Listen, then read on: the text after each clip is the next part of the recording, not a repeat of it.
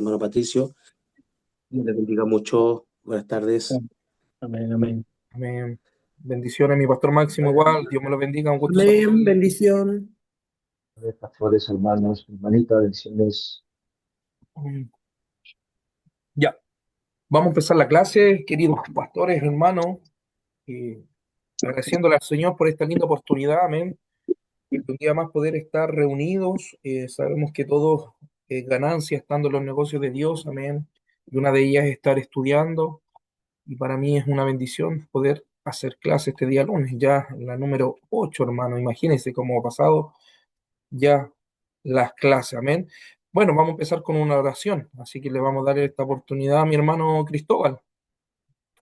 Mi hermano Cristóbal, Dios le bendiga. Sí, amén, mi Vamos, hermano. Amén. Dios le bendiga. Amén. Dios bendiga a todos los pastores. Vamos a estar orando para que el Señor Amén.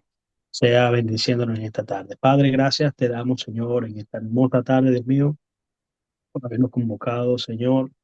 Pedimos también que tú puedas bendecir a cada hermano, cada pastor, cada siervo suyo, cada ministro, mi Dios amado, y que puedan estar amado Dios, dispuesto, Señor, en esta hora y que tú puedas permitir de que ellos puedan conectarse para recibir, Señor, la enseñanza en esta tarde, en el nombre de Jesús, Señor. Gracias, Dios mío, Señor. Ábrenos el entendimiento, Señor. Amado Dios, abre nuestra conciencia, nuestro corazón para poder recibir esta enseñanza implantada, Dios amado, y que no solamente, amado Dios, podamos recibirla, sino aprender de ella, Señor, para llevarla y ponerla por obra en el nombre de Jesús. Bendiga a nuestro hermano Patricio, Señor, que nos va a estar impartiendo esta enseñanza. Dale sabiduría, recuérdale todas las cosas que de antemano ya le he estudiado, para que igualmente pueda tener de nuevo la enseñanza en esta tarde y pueda bendecirnos a través de esta enseñanza. En el nombre de Jesús. Amén y amén. Amén y amén. Gloria a Dios para siempre. Amén. Bueno, queridos hermanos, Dios bendiga a mi hermano Cristóbal y voy a compartir inmediatamente, quiero compartir pantallas, queridos hermanos, porque ya tengo los 5 ya expositores, me he comunicado internamente con cada uno de ellos, ya, con cada uno de ellos. Tengo un problema acá, antes de decir eso, quiero, con cada uno estaba hablando internamente con mis hermanos. Amén. Bueno, Dios bendiga ahí a nuestro pastor Josué, que también está ingresando a nuestras clases. Amén. Amén, bendiciones. Bendición. Amén. Dios le bendiga. Ya. Eh, Denme un segundito, queridos hermanos, que tengo aquí un pequeño problema. Acá está. Ya. Eh, este lunes que viene hacemos mención de que hay 5 presentaciones. Y el lunes subsiguiente ya tengo listo los 5 hermanos que van a exponer temáticas, ¿ya? No sé si alcanza a ver en pantalla. Tenemos a nuestro pastor Jorge Soto, ¿ya? Con la exposición Casamiento Bíblico y Recasamiento. ¿Bien? Tenemos a nuestro pastor Patricio, para que lo pueda anotar ahí. Tiene las fiestas judías, perdón. Recuerden, mi hermano Patricio, que igual tiene una prefiguración cada fiesta o algún simbolismo en Jesucristo. Tratar de tomarla de una perspectiva cristocéntrica. Ya mi pastor Patricio, recuerde, Amén, amén, amén, mi hermano Patricio. Bueno, por lo menos de las fiestas judías, yo creo que hay como 7, no sé, las más importantes, me exacto, imagino, exacto, son ¿verdad? 7. Sí, son 7. En realidad son 9, pero ya las otras 9 ya no pasa a ser ya como se puede decir que Dios las dio. Hay 9 en total, hermano. Pero mi pastor, perdón, pero son 7 las que Dios claramente la dio como ceremonia para la nación de Israel. Así que son Ok, esas como lo 7. más solemne. Exacto. Recuerden que el Perfecto, no hay día, ningún problema. mi pastor Patricio, el lunes 24, ¿ya? Correcto, lunes 24, lo voy a anotar de inmediato. Muchas gracias. Ya.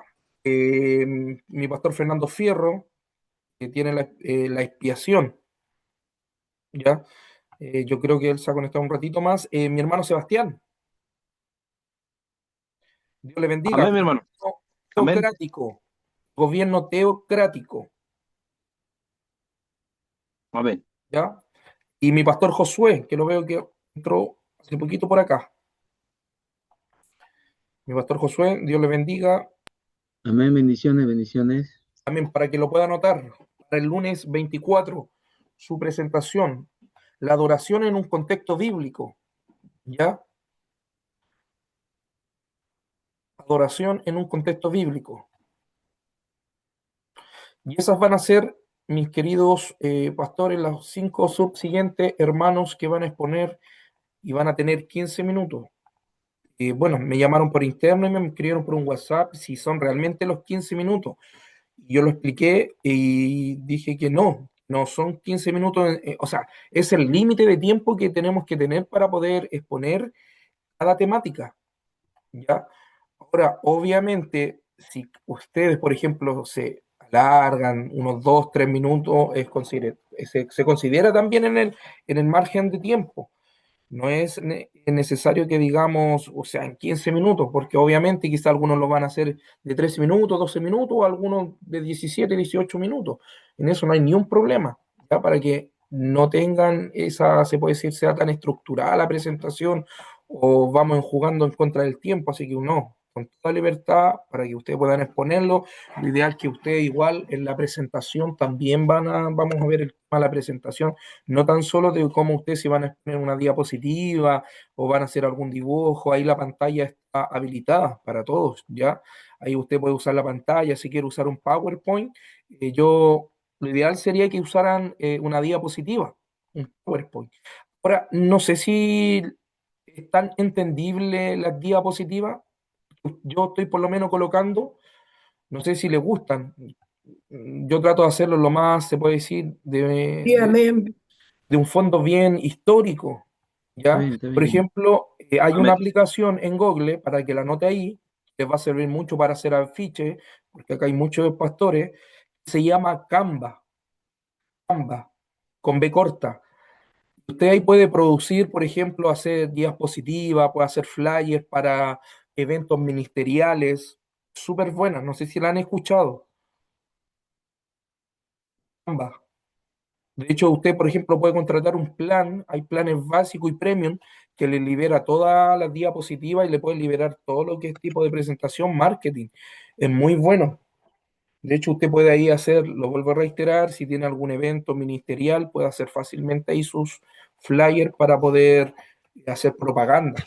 Se llama Canva, ahí puede ocupar esto, lo que es diapositiva. De hecho, hoy día vamos a hablar, le puede colocar dibujos, las letras, por lo menos a mí se me ha resultado mucho, un poquito más fácil, porque usted sabrá ya hacer esto, de verdad que demanda. Entonces, lo bueno de esto es que son solamente plantillas, y a través de esas plantillas usted puede poner nombre, introducción, entonces la arroja a sí mismo las diapositivas, eso es súper buena. Canva, recuerde, Canva se llama, para que lo estudie, para que lo vea, y se meta a Google nomás y le pone Canva. Amén.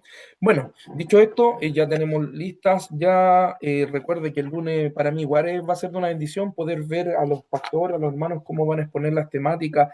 Y yo quiero dejar un punto bien también en claro, queridos hermanos, que si se llegara a tocar no tenga temor en equivocarse o quizá puede alguna, no sé, doctrina, tocar alguna doctrina o pueda quizás plantearla de una forma quizás no de una perspectiva, se puede decir, pentecostal o evangélica. Yo siempre he dicho, la teología está para exponerla, no para imponerla. Obviamente todos tenemos una línea, ¿no es cierto? Todos tenemos, se puede decir, ya hecha nuestro fundamento como cristiano, ¿no es cierto? Ya sea evangélica, pentecostal. Por ejemplo, veo a mi pastor Josué, su tendencia es evangélica, ¿no es cierto? Más evangélica en lo general. Y bueno, es respetable, mientras no se toque, yo siempre he dicho, una doctrina elemental, ¿no es cierto?, que pueda afectar la salvación, ya ahí hay un problema. Obviamente, cada presentación tiene que ir de una perspectiva bíblica. Cuando nosotros decimos o anunciamos la perspectiva bíblica, estamos anunciando que claramente va a ser de una línea y el enfoque va a ser directamente interpretativo y exegético por la palabra de Dios. Ahora, cada exposición obviamente tiene que ser exegética, tiene que jugar ese papel de indagar, de estudiar a fondo, y si está tocando, por ejemplo, hay un tema, por ejemplo, que le dimos a nuestro pastor Máximo, por ejemplo, hay dos puntos de vista, para tomar solamente un ejemplo, él va a desarrollar la temática.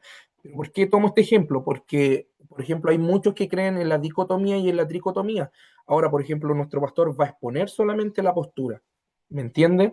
Usted trate de no inclinarse a una postura, por lo menos el hermano que le toca también de la Trinidad, perdón, obviamente quizás va a tocar una pincelada de la unicidad, ¿ya? Porque esa es la ventaja de la teología, ¿ya? Exponer las posturas. Y si alguien se llega a equivocar el día lunes o está nervioso, eso está en la diapositiva, para que la puedas exponer, ¿me entiendes? Quizás él tampoco no va a querer salir algún hermano en pantalla. Obviamente yo estuve hablando con algunos hermanos, que por ejemplo a mi hermano Ángel, internamente hablé con él, bueno, gracias a Dios está su pastor también con nosotros estudiando y llegamos ahí a un acuerdo que él va a ser evaluado de otra forma, ya porque él no está en estos momentos ejerciendo quizás ya sea como predicador, coordinador, porque es nuevito, entonces se entiende. De hecho, igual vamos a hablar con mi hermano Roberto Orellana para ver también si vemos y preparamos algo o vamos a hablarlo también con su pastor que lo reside, amén, porque la idea de nosotros como institución o universidad nunca vamos a querer exponer un hermanito, ¿ya? Obviamente se puede equivocar, va a tener miedo quizá, o contar que no le dé pánico escénico, ¿ya? Pero lo ideal siempre es con una, no pasar o ser invasivo en ese sentido, si ellos sienten quizá un poquito de vergüenza, igual que mi hermana Pabla, mi pastora Miluska, ¿no es cierto?, esposa del pastor Josué, no la vamos a querer exponer, obviamente se habla por interno, si ellas quieren hacer una exposición, ellas no van a predicar acá, solamente van a plantear una temática, así que no vamos a exponer en ese sentido. Y ahora, si usted tiene problemas, yo igual lo dejo y para los hermanos que van a escuchar después más o ver por la plataforma de YouTube la clase, si hay algún hermano que quizás no se sienta seguro, hágamelo saber, ya hágamelo saber para poder ver ese caso y obviamente nosotros lo que queremos es que ustedes también se desarrollen como cristianos, ¿ya? Todas estas plataformas, todas estas clases virtuales que nosotros estamos tomando, nos van a servir también para el día de mañana quizás poder dirigirnos a una audiencia, ¿no es cierto? Quizás incluso para hacer clases. Yo quiero ser bien sincero, yo ya estoy pensando, bueno, hablar internamente con dos hermanos que me van a ayudar a lo mejor este otro año, ¿ya? Aquí no hay favoritismo, tampoco hay, yo digo, se puede decir porque está con nosotros, pertenece a nuestro mismo. No, lo ideal es que el día de mañana, junto a nuestros pastores y hermanos de que están tomando la primera bachillerato año 2025, también ellos puedan, si quieren, eso se llega a hablar después internamente, si quieren seguir también con nosotros, gloria al Señor. Amén. Recuerden que este otro año el compromiso es seguir con la licenciatura en teología. Este es un posgrado asociado al bachillerato mención pastoral, ¿ya? Y recuerde que es como la media. Ahora, la licenciatura ya pasa a ser ya como la licenciatura pasa a ser como un grado ya más técnico, profesional, ¿ya? Y obviamente los que van a seguir tercer año, ya la maestría ya les va a servir mucho. Yo siempre lo recomiendo sacar la maestría, eso le va a servir mucho en el campo secular incluso, hermano. ¿Ya? A usted no, si quiere tirar quizá un currículum día de mañana para algún establecimiento, se puede decir, secular, no le garantizo que le van a dar como profesor. Bueno, yo estoy hablando, anunciando algo quizá a futuro, si alguien quiere proyectarse no le va a servir el bachillerato o la licenciatura, es sacar la maestría.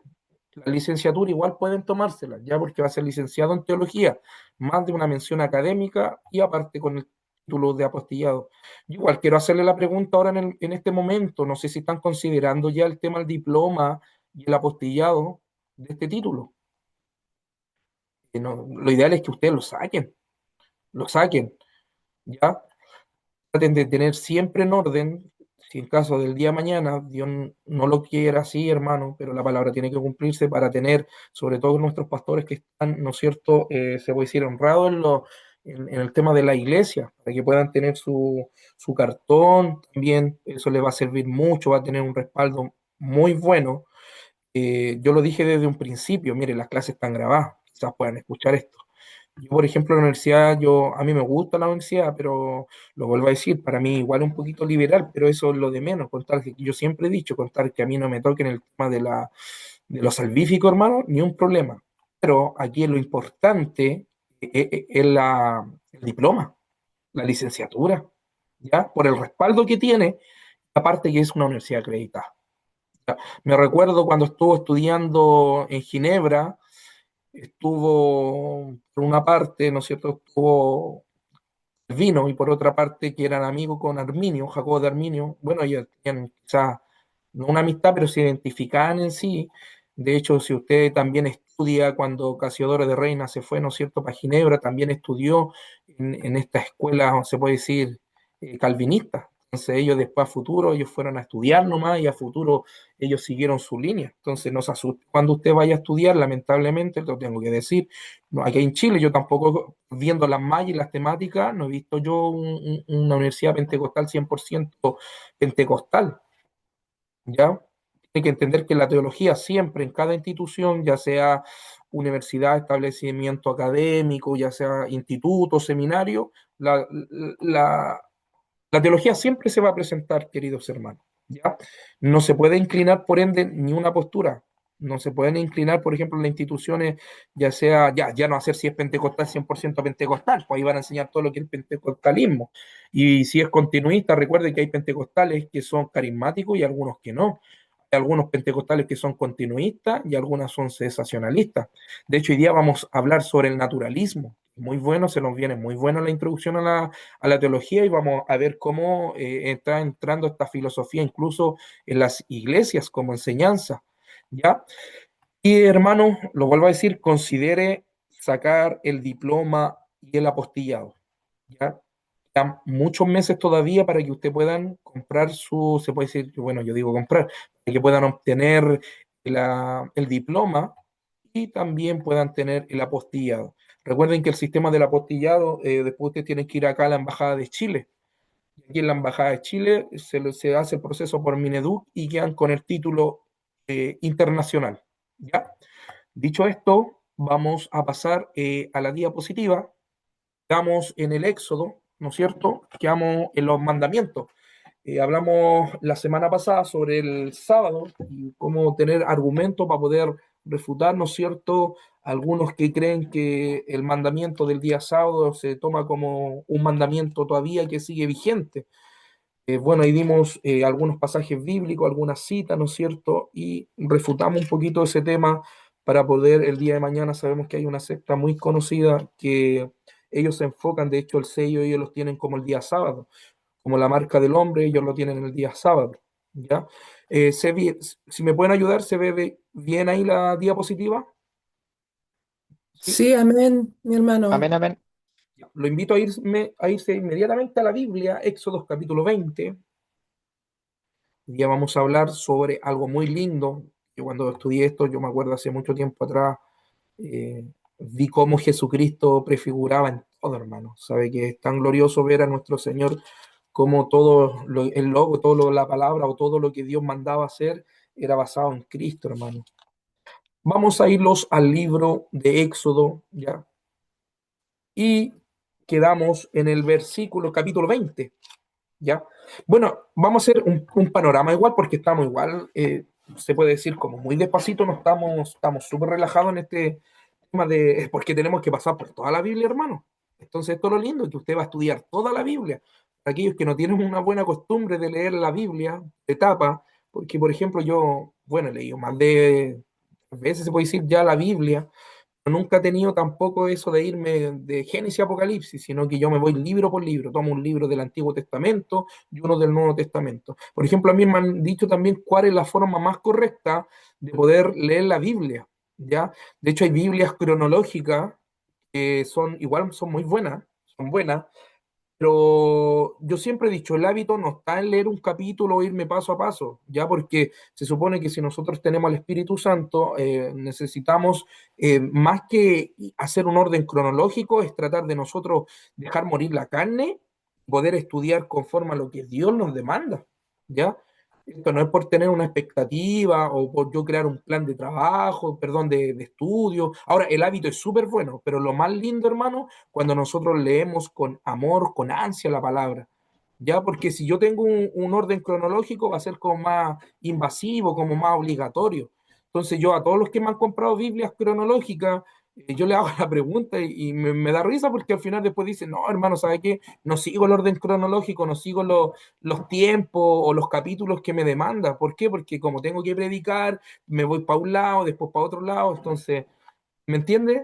Lo ideal siempre es tratar de tener eso de amar la escritura, de estudiar la escritura, ¿ya? Porque si hacemos eso, hermano, téngalo por seguro que Dios le va a guiar más allá, hermano, de estar simplemente en una banquita, hermano, sino que Dios, eso es lo que anda buscando gente, ¿no es cierto?, preparada, hermano, preparada para poder anunciar las virtudes de aquel que nos llamó, hermano, anunciar este evangelio tan hermoso. Así que hágase el hábito, hermano, pero un hábito no cronológico. Lo vuelvo a decir, si usted me dice cuál es la mejor forma, no, hermano. Léase un capítulo del Antiguo Testamento y uno del Nuevo Testamento.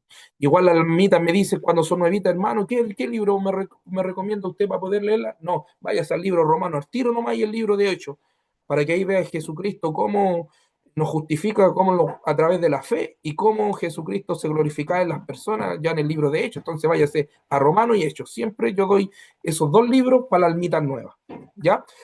Bueno, el libro de Éxodo, hermano, capítulo 20, que damos los 10 mandamientos, ¿no es cierto? Que Moisés subió al monte Sinaí, Dios le dio las tablas, y no tan solo le dio los 10 mandamientos, ¿ya? Si hacemos un análisis rápido, un panorama del Éxodo 20 hasta el 45, vemos que Dios también le dio leyes y estatutos, ¿ya?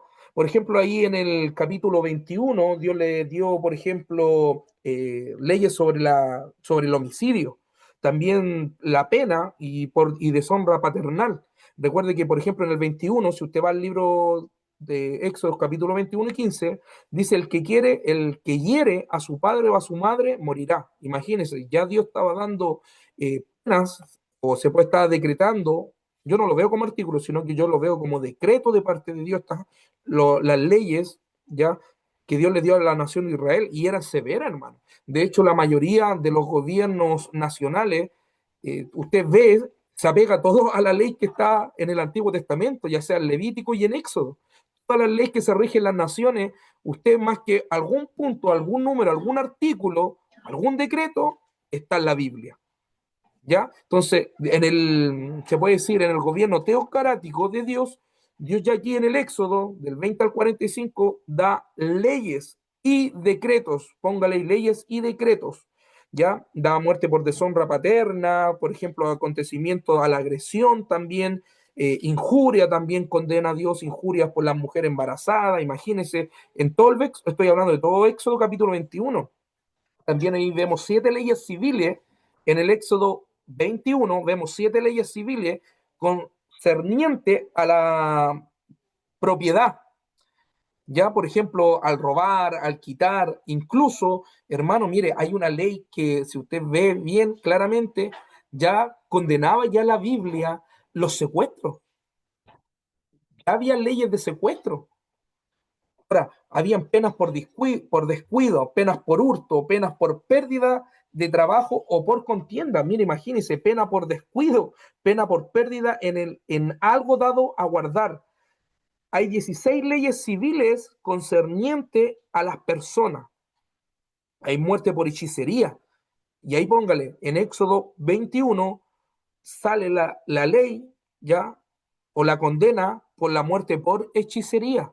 Imagínense, vemos un mundo, por ejemplo, acá en San Antonio está lleno de estos letreros de que leen el tarot, de brujería, es algo caótico acá, hermano. La brujería anda acá como hay cerros, aquí hay tantos cerros para estos lados, tanta brujería que se mueve, yo sé que para el sur también, Y siempre cuando es como más zona campo es donde más vemos estas cosas. Y ya aquí la Biblia, en Éxodo capítulo 21, sobre todo en el 18, capítulo 21, 18, habla sobre la hechicería, ¿ya? Y dice: a la hechicera no dejarás que viva. Imagínense, era la pena de muerte. Imagínense, aplicamos esta ley, hermano amado, a lo actual, en lo contemporáneo.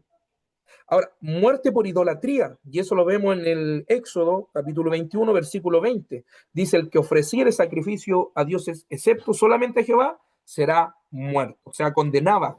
La idolatría, hasta el día de hoy, hermano, recuérdelo que ante los ojos de Dios es abominación.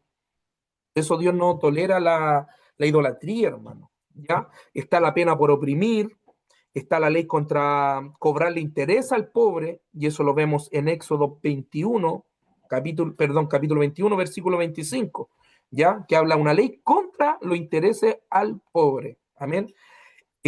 También en Éxodo 21, versículo 28, habla sobre la ley contra la anarquía.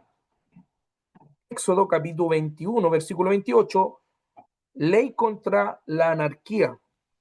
Para todos los amigos comunistas, ley de las primicias y los primogénitos de los hombres y la bestia. Ahí usted puede verla en Éxodo 21, 29. Después en el Éxodo, vamos a leerlo lento, 21, 31, y esta es una de las leyes que a mí más me gusta, ley de santidad personal. Anótelo ahí. Éxodo 21, 31, ley de santidad personal. ¿Ya? Pasamos a Éxodo. Perdón, ¿sabe qué, hermano? Me equivoqué un poco en los capítulos. Todo lo que hablé sobre la hechicera está en el capítulo 22. Ahora vamos al capítulo 23, ¿ya? Para que Mi usted hermano igual... estaba que le preguntaba porque Sí, iba sí, siguiendo la pastor. lectura y no concordaba. Lo que pasa es que trabajo, mire, bueno, abrir mi corazón, yo trabajo con diferentes Biblias, trato de adaptarme porque siempre, yo por ejemplo, la vida plena siempre me la enseñoreo, pero estoy tratando de manejar varios tipos de Biblia para poder adaptarme, porque una de ellas, de hecho, estoy con la DAC acá, y como está nuevita, las hojas se me pegan, ¿ya? Ahora, vámonos a Éxodo 23, y aquí lo vamos a ir un poquito más en orden, ¿ya? Está la ley contra el perjurio. Éxodo 23, versículo 1, ley contra el perjurio. Ahora, en Éxodo 23, ley contra seguir la opinión popular, imagínense. No, ahí dice claramente: no seguirás a los muchachos para hacer mal ni responderás en litigio. Imagínese, hermano. En Éxodo 23, capítulo 3, ley contra favorecer al pobre porque es pobre. Imagínese, Dios siempre actuó en misericordia, siempre estuvo a favor de los pobres. Amén. Ahora, no es que Dios esté a favor de la pobreza, pero Dios siempre hacía misericordia en las personas que no tenían quizás ya posesión, adquisición, ¿ya? Ley del Éxodo 23, tenemos la ley del amor a los enemigos. Y esto también se repite en Levítico 19, versículo 17. ¿Ya? Como seguimos, ley contra la injusticia. Éxodo 23, versículo 6. Ley contra la injusticia. Éxodo 23, versículo 6. Ley contra el soborno. Es bueno que lo aprendamos esto, hermano, porque todo esto es un aspecto bíblico. ¿Ya? No es algo terrenal, se puede decir algo secular. Esto ya es bíblico. Ley contra el soborno lo encontramos en Éxodo 23, 8. Ley contra la opresión. Éxodo 23, versículo 9.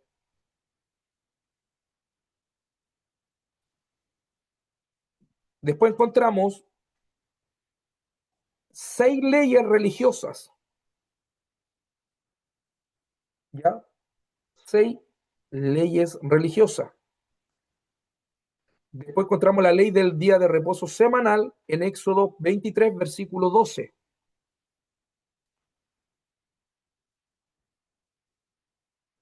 Después tenemos ley contra la infidelidad hacia Dios.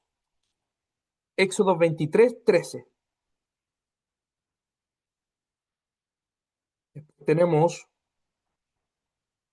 ley de las 3 fiestas nacionales. Y aquí es una de ellas que tiene que exponer nuestro pastor Patricio. Ya. estudiar ahí las 7 fiestas judías.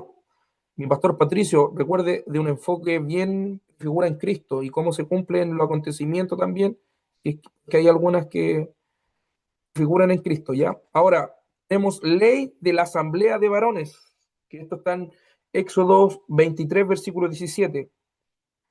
Y aquí también hay una ley sobre las ofrendas, que lo encontramos en Éxodo 23, 18.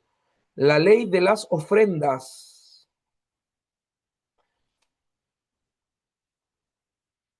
Éxodo 23, 24. Ley contra la idolatría.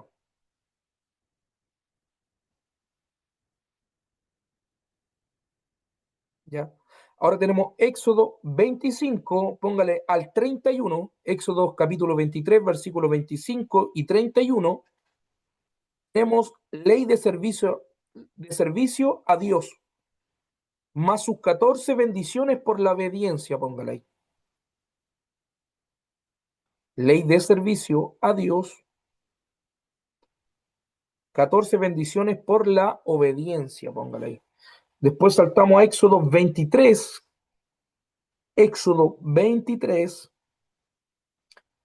versículo 32 y 33, ley de separación.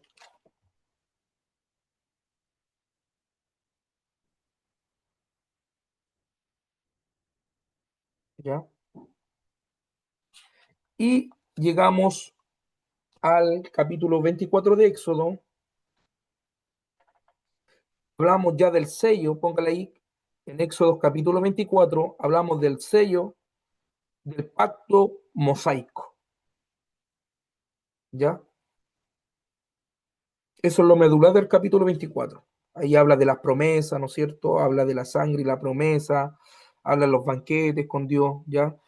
Y llegamos al Éxodo capítulo 25, que aquí los vamos a detener, que ya vamos a ver el arca de la alianza, el arca del pacto, ¿ya? ¿Por qué le hice yo anotar la ley? Porque es bueno, hermano, porque para poder entender un poquito el contexto sobre cómo Dios decretaba, ¿no es cierto? Y la importancia, ahora sabemos que la ley a nosotros no nos condena, pero las leyes sabemos que teocráticas que Dios le dio a los israelitas, porque fueron para ellos, hermanos, sirve como, se puede decir como una conducta de vida, hermano. De hecho, hasta el día de hoy, la mayoría de las leyes que están en la Biblia la tenemos en nuestra nación legislada, ¿ya? Para que la estudie las leyes, ¿ya?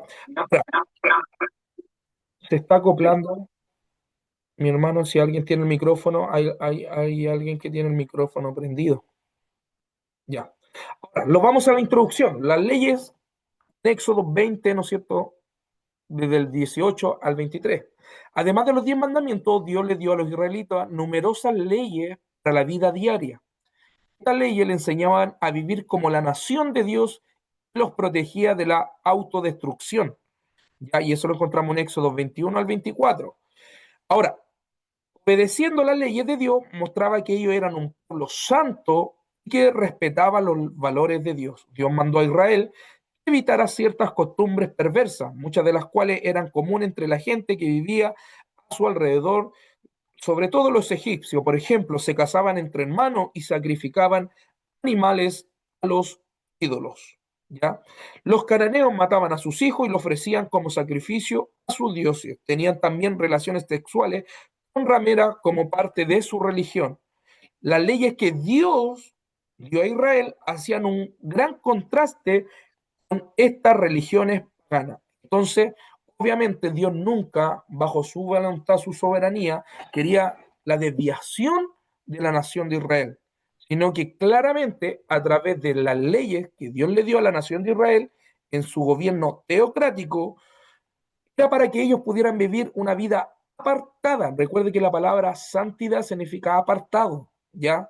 Entonces, ¿para qué? A Dios. Ahora, el fin esencial de la ley en Éxodo, que todo tiene un fin. ¿Por qué? ¿No es cierto? Haciendo un contexto histórico, el fin esencial de la ley en Éxodo regular, y esto anótelo ahí también, es regular la vida del pacto del pueblo de Israel con Dios, revelando su carácter sagrado, estableciendo justicia y compasión, guiándolos a una relación de obediencia, además de servir como espejo para mostrar su necesidad en un futuro de un Salvador.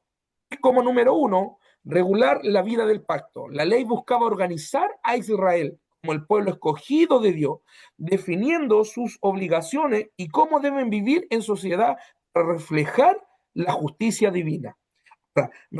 También revela el carácter de Dios. ¿Amén? Es el fin esencial de las leyes, que revela el carácter de Dios. Las leyes, desde los 10 mandamientos hasta la ley civil y de culto, revelan el carácter santo, justo y misericordioso de Dios. O sea que si nosotros hacemos un análisis a la teología propia, se hace visible claramente en el libro de Pentateuco, de los libros del Pentateuco. ¿Bien? De ahí salen los atributos de Dios y conocemos los atributos de Dios. Lo vuelvo a decir, hermano, para que usted lo tenga bien claro, quizás va a sonar un poquito repetitivo. Dios no tiene santidad, Dios no es que tenga justicia o que Él tenga misericordia, no. Su esencia como Dios, Él es justo, es misericordioso, Él es santo. Dios no es que tenga amor, Dios es amor. ¿Bien? También el fin esencial de las leyes es establecer justicia y compasión. La ley establece principios para la conducta correcta, promoviendo la justicia, protegiendo a los vulnerables como a los pobres y extranjeros, mostrando compasión en un lugar de explotación. Recuerden que como ellos fueron esclavos, ¿no es cierto?, en Egipto, Dios no le hizo pagar, se puede decir, tú mira, ahora que yo te saqué con mano poderosa, tú no vas a pagarle la misma moneda a aquellos que sean esclavos, sino al contrario. Dios ahí les dio incluso mandamientos y leyes para los siervos que ellos tenían. Ahora, y el fin esencial del libro del Éxodo, en lo del futuro, es mostrar la necesidad de un Salvador, ¿no es cierto?, al revelar el pecado y la incapacidad del ser humano para cumplir la ley por sí mismo.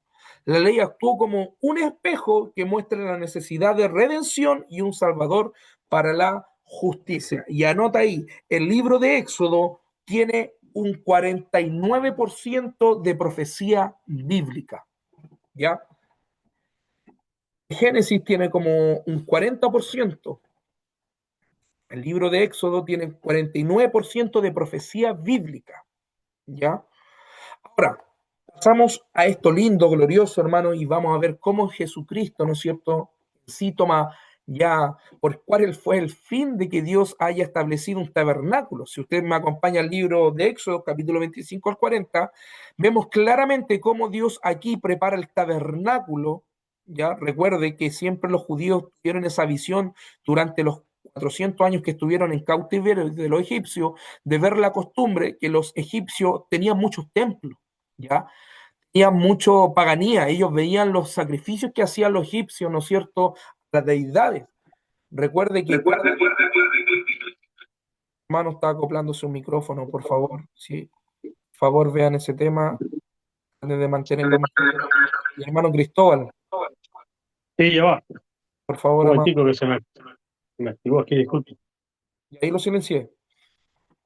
Hermanos amados, recuerden, le estaba explicando de que los egipcios, ¿no es cierto?, tenían muy arraigadas las costumbres paganas. Ellos tenían muchos templos. De hecho, cada rey que moría lo levantaban como deidad, ¿ya? Decía una religión muy conocida. Lo santifican y lo endiosan, ¿no es cierto?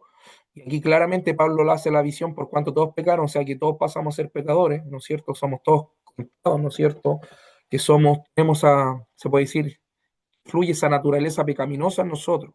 Ahora, por ejemplo, aquí dice claramente los egipcios tenían muchos templos, pero Israel tenía solo un lugar de adoración. Bezaleel y Aholiab estaban encargados de construir el tabernáculo. Estos hombres estaban llenos del Espíritu de Dios y de conocimiento, y esto lo encontramos en Éxodo 35, versículo 30 al 34, que ahí dice que vino el Espíritu Santo. Recuerde que el Espíritu Santo no se derramaba en todo hombre. En el periodo testamentario, el Espíritu Santo, solamente para cumplir, ¿no es cierto?, el plan que él tenía, nos dotaba de conocimiento a través de su Espíritu Santo. Por ejemplo, cuando el hombre quiso trabajar, ¿no es cierto?, el oro, la plata, es porque Dios le enseñó, le dio esa sabiduría. Ahora, muchos otros laicos les ayudaban con el trabajo. La gente daba numerosas ofrendas materiales para el edificio. De hecho, ahí vamos a ver que todas las mujeres judías, israelitas, ellas le daban incluso, vamos a verlo más adelante, un material que era de oro. Ellos hacían los espejos con oro y todas las mujeres, incluso vamos a verlo en el versículo más claro más adelante, para poder hacer, se puede ser utensilio para el tabernáculo. Ahora, este es el tabernáculo originalmente. De hecho, esta imagen que yo saqué de aquí está en la universidad allá de, se puede decir, hay varios libros también de Rose House, que tiene un buen libro, yo lo voy a mandar por interno. De hecho, habla sobre los templos, ¿ya? Habla la guía ilustrada del templo, los templos de Herodes, el tabernáculo, y lo bueno de estos libros, por ejemplo, lo muestra a sí mismo la figura, y la hoja se da vuelta, es como un tríptico, y se abre y usted entra al lugar santo y al lugar santísimo. Muy bueno ese libro, yo se lo recomiendo, va a poder tener más una visión de cómo era el tabernáculo en el tiempo de Moisés. Ahora sabemos que no hay ni una foto original en el tiempo de Moisés, pero basado a las medidas y basado al contexto geográfico histórico, nos creemos y entendemos que fue así como era la tienda del tabernáculo. Recuerde, era perimetrada, y ahí están las cortinas. La cortina, averigua ahí cuánto pesaba y cuánto medían esas cortinas. ¿Ya? Ahora, el tabernáculo en sí era de 13,7 metros. ¿Ya? Este es el tabernáculo. Este es el tabernáculo. ¿Ya? De 13 metros,7. Recuerde, por ejemplo, el otro día un hermano me dijo que quizás estaba confundido en el tema de los codos. Recuerde que cada persona en medida de codo es diferente. Por ejemplo, no vamos a tomar la medida de codo de Goliat con una persona natural. Entonces, los codos de por sí tienen una variación de centímetro o pulgada. ¿Ya? No tiene una exactitud, se puede decir, la medida del codo. ¿Ya? Cuando hablo de la medida del codo, empuñe su bracito y dóblelo, ya ahí tiene un codo. Si empuña usted su manito, ahí tiene un codo usted. ¿Ya? Medía 45 pies. Ese también son las medidas de los pies, de largo de 4,6 metros. ¿Ya? De ancho se componía de dos partes. Y ahí usted puede ver, no sé si alcanza a ver, si me pueden decir, o si no aumento un poquito más. Tenía la tienda del tabernáculo, se dividía en dos: lugar santo, lugar santísimo. ¿Ya? Lo cual el sacerdote entraba por la mañana con el sol saliente. El lugar santo era de 9 metros. Recuerda, el lugar santo, el que está acá adentro, la primera división, era de 9 metros de largo por 4,6 metros. Acá, si usted mide de cortina a cortina, era de 4,6 metros. Un velo o cortina gruesa separaba este lugar desde el lugar santísimo. Era un cuadro, ¿no es cierto? Un cuadrado, perdón, de 4,6 metros de largo. Eso en realidad era un cuadrado. Ahora, alrededor del tabernáculo había un patio o área abierta, por eso algunos piensan que se divide en tres. No, el tabernáculo en sí ya se divide en dos, que es el lugar santo y el lugar santísimo. Esa era la tienda esencial. Pero estaba la tercera parte, que era el patio, ¿no es cierto? Se puede decir de todo el tabernáculo en general, ya cerrado, perimetrado, y aquí estaba el lugar del patio. Esta área abierta con una cerca, la cerca medía 137 metros, 450 pies lo dice la escritura, ¿ya? Imagínense, de largo tenía 137 metros de largo y en una entrada de 9 metros. De ancho, perdón, de 9 metros, eran 30 pies de ancho. Dentro de esta cerca estaba el altar donde la gente traía sus sacrificios. La gente llegaba hasta acá nomás. Entraban por familia, ¿no es cierto?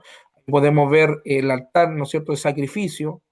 Aquí vemos la fuente del agua, donde el sacerdote lavaba su mano antes de hacer un sacrificio acá, ¿ya? Y aceptaba el holocausto, ¿no es cierto? Dios, el humo se iba al cielo y Dios ahí ha saltado el sacerdocio, el tipo es Jesucristo. Recuerde eso, ya el sacerdote. Ahora, entre el altar y el tabernáculo había una fuente grande de bronce. Se puede ver ahí la fuente grande de bronce, ¿no es cierto?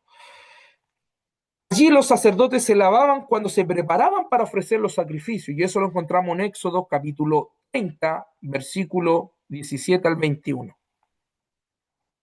Ahora, los vamos a ir al utensilio del tabernáculo, ¿ya? Y vamos a ir aquí a estudiar el altar de bronce. El altar de bronce era un altar en el tabernáculo de Moisés donde se realizaban sacrificios de animales para el perdón de los pecados. Si usted alcanza a ver, era, se puede decir calafateada, era de madera y era de oro puro, ¿ya? ¿Alcanza a ver claro? Sí, amén. Ya. Ese era, ¿no es cierto?, el altar de bronce, donde ahí, ¿no es cierto?, degollaban al animalito, lo ponían en este altar, que es tipo, se puede decir como una parrilla en este tiempo, ofrecían el holocausto hacia Dios, tenía forma cuadrada, cuerno en la esquina y utensilios del mismo material. Simbólicamente, pongan atención acá para que lo anote, representa el juicio divino sobre el pecado, se interpreta como el sacrificio de Jesucristo. Note eso, simbólicamente, este altar de bronce simboliza, ¿no es cierto?, el juicio divino sobre el pecado del hombre, también se interpreta como el sacrificio de Jesucristo en la cruz. Ahora, las medidas del altar de bronce, según la Biblia, en Éxodo 38, versículo 1 al 7, eran de 5 codos de largo, 5 codos de ancho y 3 de alto. Ya quiere decir que era de 2 metros, 25 centímetros. Recuerde que era cuadrado. Ahora, ¿cuál es el cumplimiento en Jesucristo? Y esto es lo más glorioso, que todo esto tenía un cumplimiento en Jesús. Ahora, el sacrificio por el pecado, el altar de bronce era el lugar de los sacrificios que expiaban el pecado. Jesús se convierte en el sacrificio definitivo para la humanidad, cargando Él nuestros pecados en la cruz para que podamos vivir a la rectitud. Y esto lo dice, si alguien me ayuda, mi pastor Patricio que lo ve ahí, 1 Pedro, capítulo 2, versículos 24, y mi hermano Sebastián, Apocalipsis 5, 12. Amén. El altar de bronce era el lugar de los sacrificios que expiaban el pecado. Y eso lo podemos ver, ¿no es cierto?, en estos dos versículos. 1 Pedro, capítulo 2, versículo 24. Mi pastor. Amén. Primera de Pedro, capítulo 2, Sí, versículo 24. 24. Amén. Damos lectura en el nombre de nuestro Señor Jesucristo, quien llevó él mismo nuestros pecados en su cuerpo sobre el madero, para que nosotros, estando muertos a los pecados, vivamos a la justicia, y por cuya herida fuisteis sanados. Bendito sea Dios. Claramente ahí el apóstol Pedro, ¿no es cierto?, está diciendo que Jesucristo es nuestro intermediario. Ahora, si usted ve la imagen, acá en la diapositiva, ahí está el corderito, ¿no es cierto? Y tenía que ser defectuoso, no tenía que tener mancha alguna, tenía que ser un animalito consagrado para el sacrificio. Entonces, ¿qué dice Apocalipsis ahora 5:12? Recuerde que el corderito representa a mi hermano Sebastián. Amén. Amén, dice así la palabra. Que decían a gran voz, el cordero que fue inmolado es digno de tomar el poder, las riquezas, la sabiduría, la fortaleza, la honra, la gloria y la alabanza. Bendito sea Dios. Ahí vemos claramente que Jesucristo es el cordero inmolado. O sea, ya estamos viendo cómo se cumplía en Jesucristo estos sacrificios, ¿no es cierto? ¿Y para qué era? Para que Dios perdonara sus pecados. Entonces se da cuenta lo maravilloso, lo glorioso de Dios, cómo siempre ha estado ese plan de salvación durante todo el periodo de la historia, ¿no es cierto? Ahora también el juicio de Dios, el bronce, y anota ahí, el bronce representa el juicio. Y en el altar se juzgaba el pecado. Cristo es el único que podía soportar el fuego de la santidad divina y asumió ese juicio en la cruz. Recuerde que Jesucristo se hizo maldito por nosotros. Imagínense, siendo santo, él llevar, ¿no es cierto? Él pudo, fue el único que podía soportar el fuego de la santidad divina de Dios a través de este, ¿no es cierto?, altar que vemos en pantalla. Ahora, la expiación y la misericordia, aunque el altar representaba juicio, también habría el camino hacia la misericordia y el perdón de Dios. De manera similar, la muerte de Jesús en la cruz satisface la justicia de Dios y provee la expiación necesaria para que los pecadores puedan acercarse a Él. Entonces, a pesar de que Dios está actuando en juicio, Dios emplea, ¿no es cierto?, su misericordia a través de este juicio, diciéndole, claro, todos pecaron, ¿no es cierto? Ustedes están ofreciéndome, le decía a los judíos, un animalito, entonces yo lo miro como un olor grato, fragante, y sus pecados son perdonados. Asimismo, pasaba en esto, Dios en su acto de amor y misericordia aceptaba, se puede decir, el sacrificio de estos animales. Lo vuelvo a decir para que no haya una mala interpretación, Dios no tolera el pecado, hermano.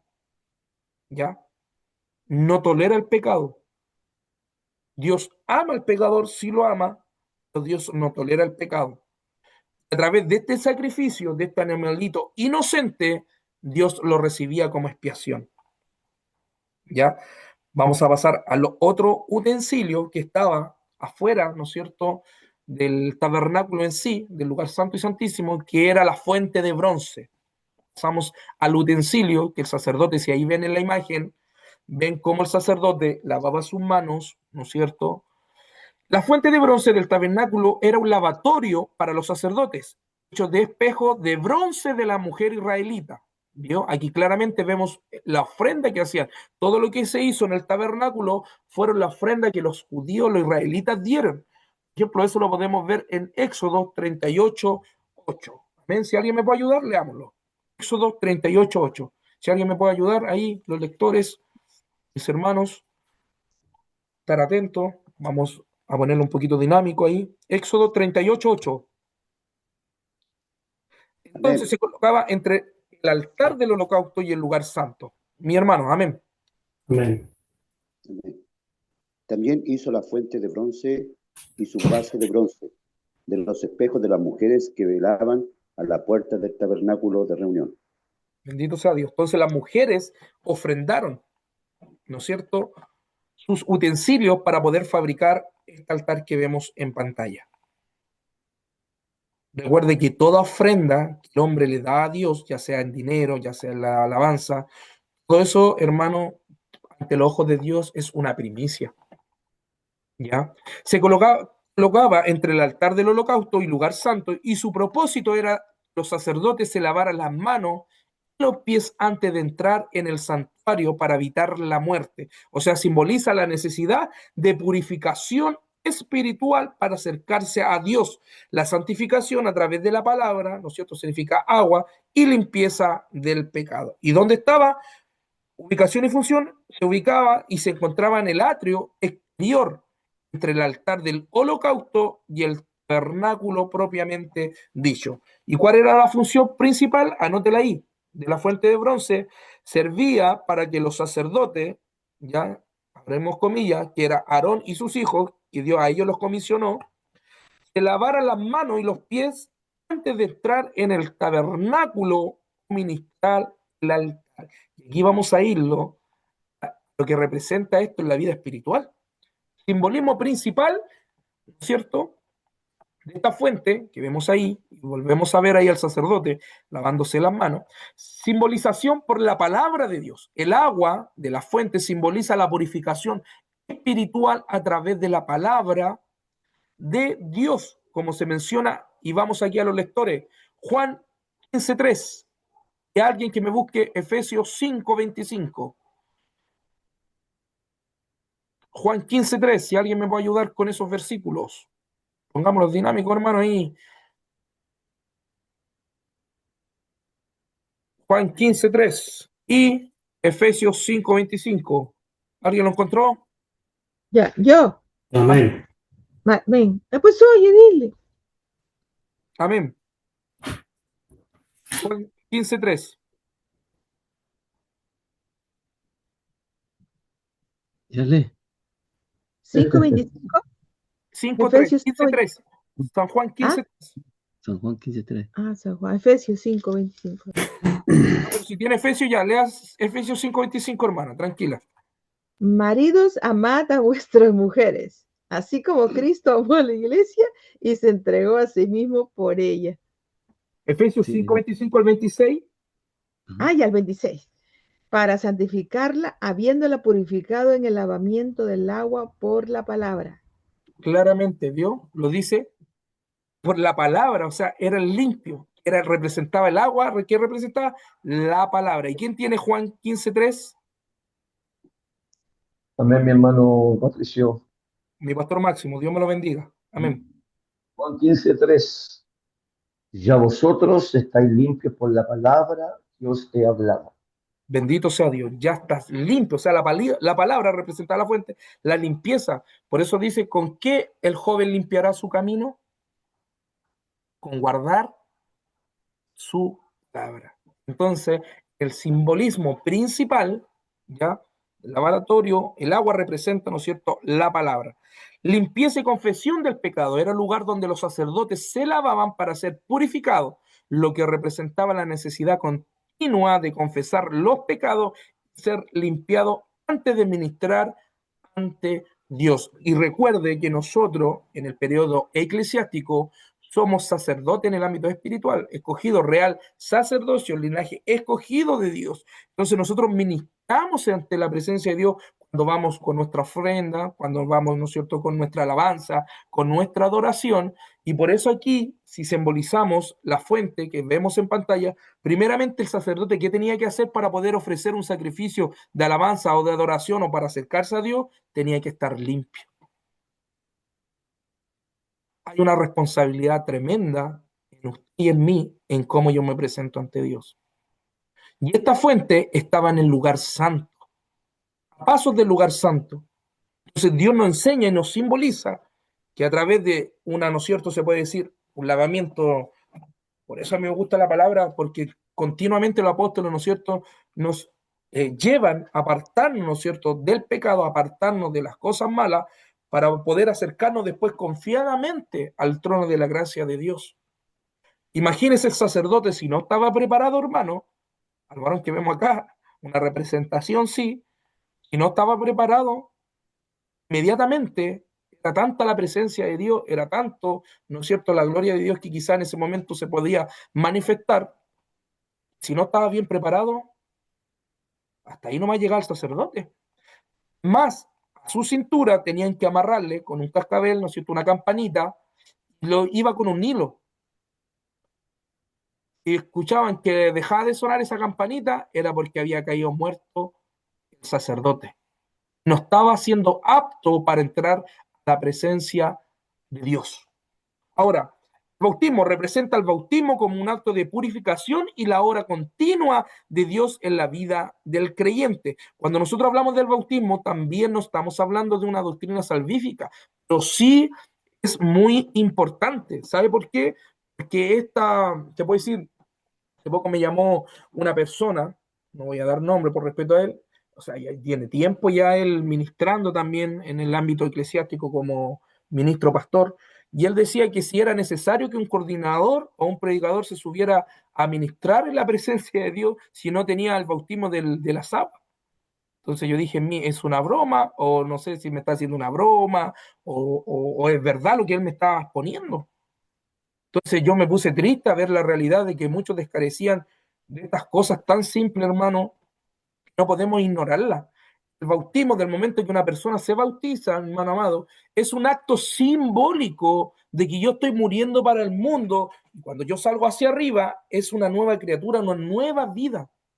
Entonces, obviamente, el bautismo es muy importante en lo eclesiástico. ¿Por qué? Porque representa y hace, bueno, más que representar también, pasa inmediatamente yo a ser un miembro activo en una membresía. ¿Por qué? Porque estoy reconociendo que soy un hombre pecador y que, ¿no es cierto?, a través de este bautismo como señal simbólica, reconozco que me voy a las profundidades porque eso representa el bautismo. Aquí mismo también tenía que haber con parte de sacerdocio, tenía que lavarse antes de entrar. Era tipo de bautismo, pero no era el bautismo en las aguas, para que no haya mala interpretación, ¿ya? dejar bien claro esto, porque también se apoya, él se sustentaba esto de que también era un bautismo que ellos tenían que hacer. No, estaba claramente que ellos tenían que lavar, la Biblia dice, sus manos y sus pies. No era un bautismo como lo representa Juan en el Nuevo Testamento, ¿no es cierto?, en el periodo neotestamentario, ¿ya? Que hay algunos que creen incluso hasta el bautismo, ¿no es cierto?, de los mártires. O sea, hay solamente dos bautismos bíblicos, que es el bautismo en el Espíritu Santo y fuego y el bautismo de las aguas, para que la anote ahí. No hay un bautismo sacerdotal, porque algunos también enseñan esta teoría, que hay un bautismo ceremonial, que hay sacerdotal. Incluso hay algunos que creen que hay un bautismo, claramente hay una mala interpretación sobre el bautismo de los mártires, ¿ya? Y para más, hay otra teoría que dicen que hay un bautismo del Espíritu Santo y fuego, o sea que son dos. De hecho, un hermano igual tuve que enseñar, que también fue predicador, tuve que hablar con él. Eso no es que estaba diciendo que hayan dos bautismos, no, pero es que dice claramente la palabra, el bautismo del Espíritu Santo y fuego. No, tenía una confusión ahí, yo le tuve que hacer entender. Lo mismo cuando habla Dios Padre y Hijo, no está diciendo que son dos dioses, es una sola esencia, es un solo Dios, le dije yo. En dos personas ahí se está manifestando, pero son tres, le dije yo. Lo mismo pasa con el bautismo del Espíritu Santo y fuego, no es que hayan dos bautismos, es el Espíritu Santo que es como fuego y fuego, no es otro bautismo. Pero el hermano me decía, no, es que son dos bautismos. Yo ya tengo el bautismo del Espíritu Santo, ahora tengo que llenarme y buscar el bautismo del fuego. Entonces dije yo, ¿cómo está enseñando eso? Son prácticas y son teorías, o se puede decir malas doctrinas, hermano, que se enseñan. ¿Ya? Ahora, en contraste con el altar, a diferencia del altar de bronce, simboliza el sacrificio de Cristo por el perdón de los pecados, la fuente, y esto es importante, simboliza la vida de santificación continua que sigue al sacrificio. En esencial, la fuente simboliza la vida de santificación continua que sigue al sacrificio. ¿Ya? Y vamos a pasar al lugar santo. Recordemos que el tabernáculo se divide en tres partes, ¿no es cierto? Ya lo vimos, la sesión principal, que es el atrio o el patio, el lugar santo y el lugar santísimo. Ahora, el lugar santo del tabernáculo era el atrio interior de ese santuario portátil al que solo podían entrar los sacerdotes. Recuerde, solamente los sacerdotes podían entrar. Dentro de él se encontraba el candelero, ya ahí lo vemos, el candelero, la mesa de los panes de la proposición, ya, y el altar del incienso, póngale ahí. Este espacio precedía el más sagrado lugar santísimo, simboliza un nivel de cercanía a Dios a través del servicio sacerdotal y la adoración. Y si usted se ve acá en pantalla, hay un sacerdote que también está en el lugar del incienso, que también representa oraciones, alabanza, y que vamos a ver todo esto, y usted puede ver cómo también se cumple en lo eclesiástico. Y eso es lo maravilloso de que cómo Dios presenta y hace una prefiguración en la adoración también. Ahora, en la mesa de los panes, de la proposición, la mesa de los panes, ¿no es cierto?, era un mueble del tabernáculo, y ahí puede verlo en pantalla, cubierto de oro y hecha de madera de acacia. De hecho, la madera acacia, para los que saben que son carpinteros, es la madera más perdurable y es anticorrosiva y se puede decir, para el agua. Ya era una madera muy fuerte. Sobre ella se colocaban 12 panes sin levadura.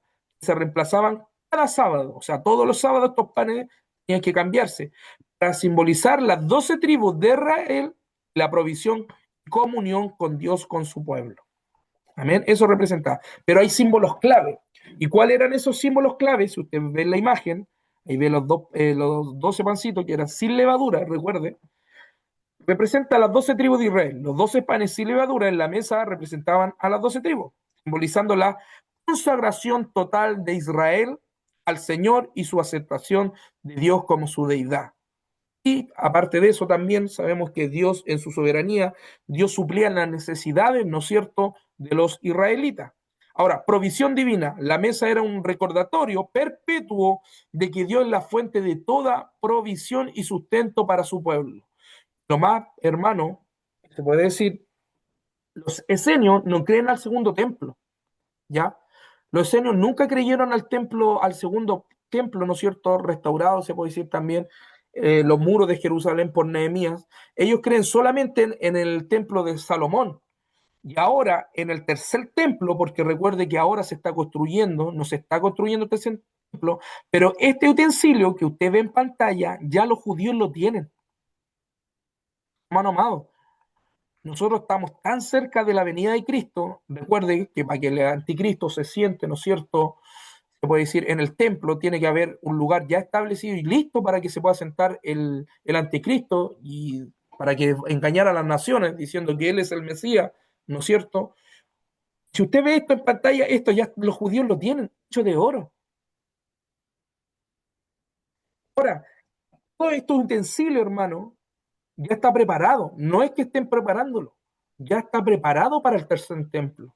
Recordemos en el aspecto escatológico, cuando hablamos de escatología, los tiempos finales, ¿no es cierto? La ciencia que se encarga de estudiar los eventos futuros, nos narra claramente que el anticristo, ¿no es cierto?, se va a sentar en el tercer templo y muchos van a creer que es el Mesías. Recuerden que los judíos hasta el día de hoy están esperando el Ben David.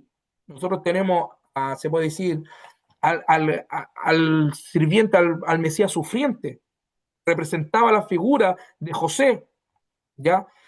Cuando nosotros hablamos del tabernáculo, los judíos hasta el día de hoy piensan que eso se tiene que activar, porque ellos no tienen el tabernáculo, no tienen el templo, no tienen el arca del pacto. De hecho, ahí hay unas teorías que dicen que el arca del pacto ya lo tienen algunos egipcios coptos que tienen el tabernáculo, perdón, el arca, algunos dicen que está en Etiopía, que tienen el arca. A ciencia, hermano, literalmente se desconoce el punto de dónde estará el arca de la alianza, ¿ya? Pero sí está lo que son los utensilios, ¿ya? Y eso lo están creando los judíos. De hecho, hasta el día de hoy hay muchos documentales que les recomiendo que vean. Hay un pastor que yo sigo, después internamente si quieren me dicen cuál es ese pastor que va a Israel. No estoy hablando de uno que vive allá, que era un predicador bien conocido, no. Es un pastor serio. Él va a Israel, ¿no es cierto? Y pasa por los montes de Golán, pasa por, no sé, por donde estuvo Juan en la isla de Pasmo, ha recorrido todo el Medio Oriente, hermano, y sabe que él simbólicamente muestra todas estas cosas, más le hace la perspectiva escatológica, que es muy bueno. Ahora, referencia a Jesús, ¿qué representa esto? Lo que estamos viendo en pantalla. En el cristianismo, la mesa se considera un tipo de santa cena, señalada a Jesucristo como el pan de vida que desciende del cielo para dar vida eterna. ¿Ven? Y el candelero, que es el menorá. Por ejemplo, varios en su iglesia tienen un candelero, ¿no es cierto? Un menorá. El candelero o menorá del tabernáculo era un candelero de 7 brazos hecho de oro puro. Anota ahí el candelero o el menorá, que se encontraba en el lugar santo. De hecho, si usted ve la imagen ahí, el sacerdote tenía la responsabilidad, ¿no es cierto?, de iluminar, ¿no es cierto?, prender este candelero, que son tipo, se puede decir ahora, ponen vela en este lugar, pero estos recipientes que estaban aquí, estas 7, se puede decir, parte de arriba, tenían que llevar el aceite más puro, escúcheme bien, el aceite de oliva más puro, que tenía que ser consagrado. A todo esto, el aceite representaba en el Antiguo Testamento también, ¿no es cierto?, la santificación y limpieza y dedicación, para que anote ahí el aceite, porque antes de que el sacerdote ministrara en el lugar santo, ellos tenían que ser ungidos con aceite. Recordemos que también a los reyes se ungía, ¿no es cierto? Vemos el caso de el rey, se puede decir, David, cuando vino Samuel, vertió el aceite del cuerno en su cabeza y lo ungió. Entonces, eso representa también el aceite, ¿ya? Ahora, simboliza la luz y la presencia de Dios. Fue instruido por Dios a Moisés durante el Éxodo para ser parte del santuario portátil, representaba el lugar donde Dios moraba en la tierra. ¿Y cuáles eran los materiales que se hizo? Vemos aquí que era de oro puro, trabajado a martillo, imagínense, era trabajado solamente a martillo. Era una estructura, ¿no es cierto? Tenía 7 lámparas de aceite de oliva, como le estamos viendo en la imagen, con 6 brazos laterales y un brazo central, que se unían al tallo principal. De hecho, hay un candelero que también, y anote ahí como tarea, y esto es súper rápido, cuando yo hablo de tarea, una investigación, hermano, superficial, que es el candelero de 9 brazos. ¿Ya? Judíos tienen otro candelero. Anota ahí. Investigación. El candelero de 9 brazos, el menorá de 9 brazos. ¿Y qué simboliza el menorá o el candelero? El candelero o menorá del tabernáculo simboliza a Jesucristo como la luz del mundo. Su propósito era iluminar el lugar santo y su función prefigura la de Cristo para la iglesia, representando la luz y la guía de Dios. Este simbolismo se entiende, ¿no es cierto?, a los creyentes, quienes al estar conectados a Cristo son intenciones de esa luz, llamado a brillar para otros y llevar el mensaje de Dios. Nosotros sois la luz del mundo y la sal del mundo. El candelero, se puede decir, ¿no es cierto?, en el símbolo clave, es la iglesia. En el libro de Apocalipsis, claramente lo vemos ahí, representa los 7 candeleros representan las iglesias. Representada las 7 iglesias simbolizan la luz de Cristo brillando a través de la iglesia. Póngale ahí, el candelero es una representación simbólica de la iglesia. También el candelero de oro en el tabernáculo bíblicamente representaba la luz que Dios proporcionaba para guiar a su pueblo. Recuerdo, si no estaba prendido este candelero, los sacerdotes tampoco, obviamente, no podían entrar. Tenía que estar, y sabe lo lindo, continuamente el fuego encendido en el altar. No podía estar apagado el fuego del candelero, hermano. Fuego. ¿Y qué representa el fuego del candelero? Mire, la pasión y la guía simboliza la pasión ardiente que el Espíritu Santo enciende en los creyentes para seguir la voluntad de Dios y ser sus testigos valientes. Se puede ver en los apóstoles en Pentecostés, que recibieron el Espíritu Santo en forma, ¿no es cierto?, de lenguas de fuego. Entonces el fuego representa, ¿no es cierto?, el Espíritu Santo en la vida del creyente. También el fuego representa purificación, representa la obra purificadora del Espíritu, que limpia los pecados, refina a los creyentes de manera similar, o como el fuego purifica los metales preciosos. Eso representa el fuego. Recuerde que la Biblia se interpreta literalmente, espiritualmente, simbólicamente y proféticamente. Aquí estamos haciendo se puede ser analizando cada elemento del tabernáculo de una forma espiritual, simbólicamente y literalmente. Literalmente estaba el tabernáculo, simbólicamente tiene una representación, una prefigura en Cristo, y esto también tiene una presentación o un simbolismo espiritual para los creyentes, como vemos el caso cuando Juan recibe en la isla de Patmos la revelación que ve 7 candeleros. Después el Señor le revela que estos 7 candeleros representaban la iglesia de Cristo en la tierra. ¿Ya? Y el fuego que representa el Espíritu Santo representa pasión y guía, ¿no es cierto?, purificación y en sí la presencia de Dios. La presencia de Dios y del Espíritu Santo a menudo se describe en la Sagrada Escritura como fuego. Recuerde que está la parábola de las 10 vírgenes. ¿Y cuál fue el factor de que una de ellas, que 5 de ellas, ¿no es cierto?, eran prudentes y 5 de ellas insensatas, ¿no es cierto?, eran porque tenían sus lámparas encendidas. Y eso tiene en su contexto, ¿no es cierto?, se puede decir de parábola, un contexto, cuando hablamos de parábola, hablamos, ¿no es cierto?, algo que se asemeja a algo a la realidad.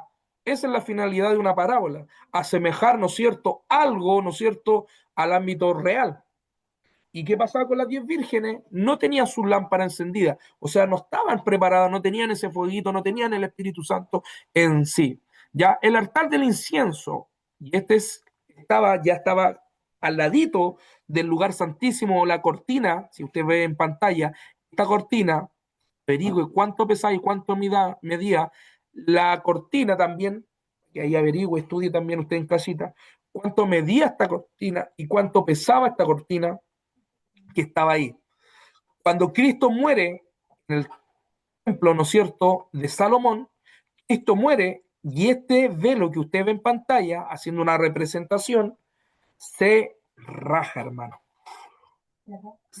Aquí, este velo, hermano, se rompe, se quebraja toda esta cortina, hermano, y eso significa que antes, ¿no es cierto?, teníamos a Jesucristo, que Él, ¿no es cierto?, es el camino, es el puente al Padre.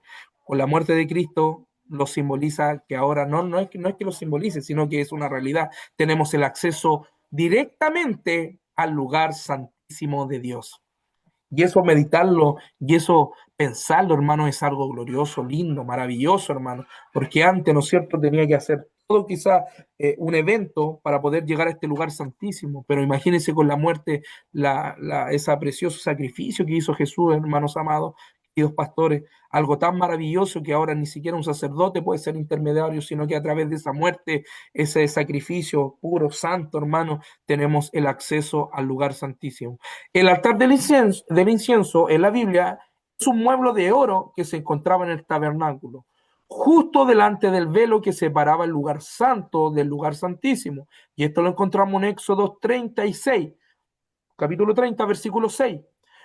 Su propósito principal era quemar incienso aromático, y anota ahí, cada mañana y tarde, lo que simboliza las oraciones del pueblo de Dios ascendiendo ante el Señor. Era un lugar sagrado que requería una adoración y una ofrenda específica, y una vez al año el sumo sacerdote realizaba un rito espiritual, ¿no es cierto? Un rito de expiación sobre sus cuernos. Y ahí podemos ver que tenía sus cuernos, 2 cuernos, ahí los 4 cuernos también que tenía este altar.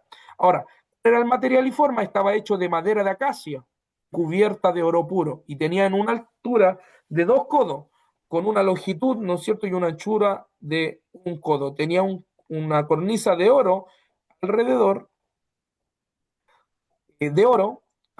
y 4 cuernos en su esquina, parecido al altar de bronce, ¿ya?